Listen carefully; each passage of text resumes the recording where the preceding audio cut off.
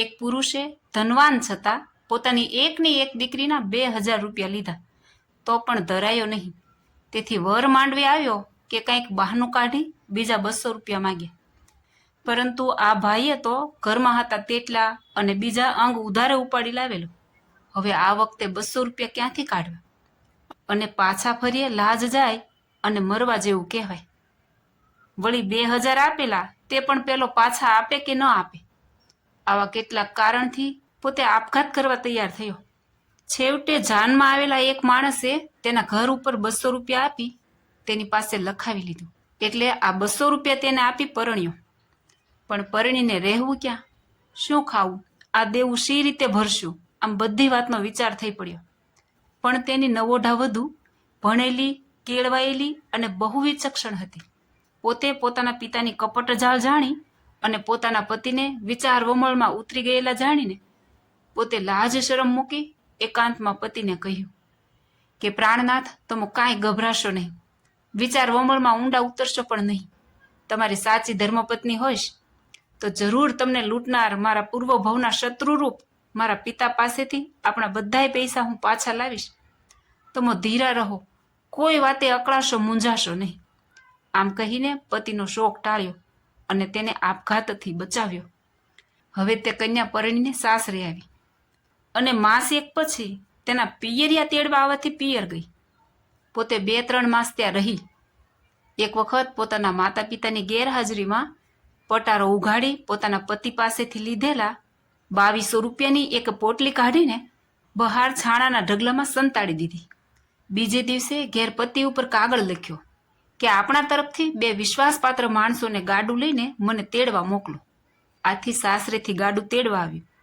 દીકરીએ મા બાપને કહ્યું કે મારા ઘેરથી માંદા રહે છે માટે મને તેડાવી છે, એટલે હું જાઉં છું.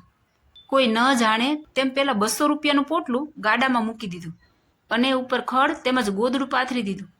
પોતે મા બાપની સગા વહાલાની રજા લઈ ગાડે ચડી બેઠી અને ઘેર આવીને કહ્યું કે પ્રાણનાથ, લ્યો આ પોટલું તમારા સાચા પરસેવાનું હતું તો તમને મળ્યું. પતિ કહે આ ખોટું કહેવાય, ચોરી કહેવાય.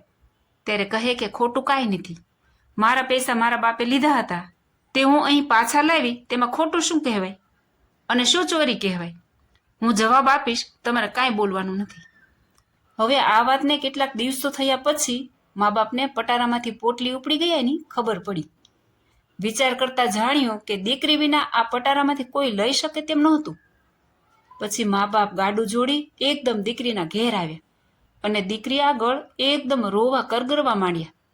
ત્યારે દીકરી કહે કે બાપા, મેં કાંઈ તમારું લીધું નથી, મારા પૈસા હતા તે હું પાછા લાવી છું, એમાં મેં કાંઈ ચોરી કરી નથી.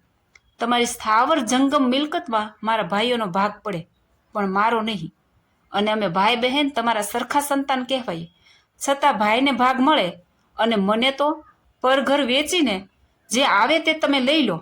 ત્યારે મારે મારો નિર્વાહ શાનાથી કરવો? માટે મારા લીધેલા પૈસા હું પાછા લાવી છું, મેં કાંઈ તમારા લીધા નથી. માટે રડશો કે મૂંઝાશો નહીં, આમાં તમારી આબરૂ જશે.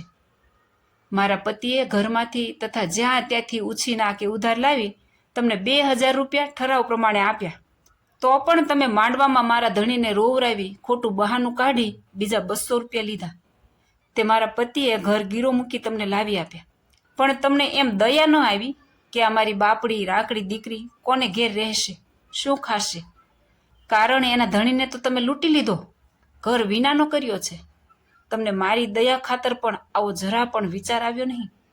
આથી જાણું છું કે તમે મારા મા બાપ નહીં, પણ મને દુઃખના ખાડામાં નાખી જિંદગીભર રીબાવનારા મારા પૂર્વ ભવના શત્રુ છો. આમ ઘણું ઘણું દીકરીએ કહ્યું. મા બાપ કહે બેટી, કાંઈક દયા કર અને થોડું ઘણું કાંઈક પાછું આપ.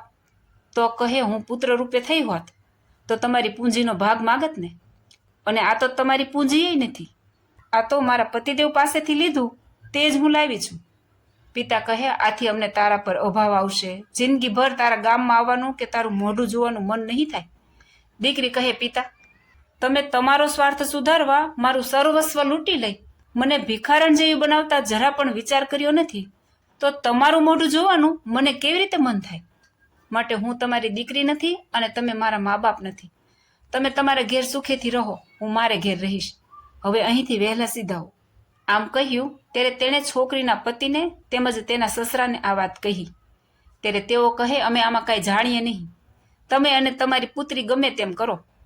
અમારા માથે દેવું કરવામાં અને અમારું નાક લેવામાં તમે કાંઈ બાકી મૂક્યું નથી.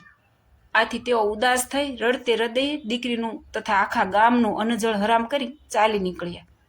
પોતાના પિતા પૈસા પાત્ર અને 12 મહિને 2000ની જમીનની પેદાશવાળા છે એમાં છોકરી જાણતી હતી, પણ લોભને થોભ ન હોય તેથી કન્યા વિક્રય કરી દામ લીધા અને કપટ કરી ઠરાવ ઉપરાંત 200 રૂપિયા પણ લીધા. આ બધું તે જાણતી હતી, તેથી પોતાના પૈસા પોતે લીધા. સાબાશ સાબાશ, આ કન્યાને ધન્ય છે. પતિના ઘરને પોતાનું ઘર માનનારી પુત્રીને આ છોકરી ભણેલી ગણેલી અને વ્યવહાર વિચક્ષણ હતી. તેથી પોતાના મા બાપનો અન્યાય, પોતાના પતિદેવને કરેલી દુર્દશા અને થયેલી રખડપટ્ટી જોઈને તેણે આમ કર્યું હતું. આ રીતે પતિના ઘરને સાચું ઘર માનનારી, પતિદેવને દેવ તરીકે પૂજનારી છોકરીઓને ધન્યવાદ ઘટે છે. આવી રીતે દરેક છોકરી લાજ શરમ મૂકી પોતાનું વેવિશાળ થતા પહેલા પોતાના માતા પિતાને અન્યાય કરતા અટકાવતી હોય તો ઘણે ખરે ભાગે કન્યા વિક્રય થતો જરૂર અટકી જાય. જય સ્વામિનારાયણ.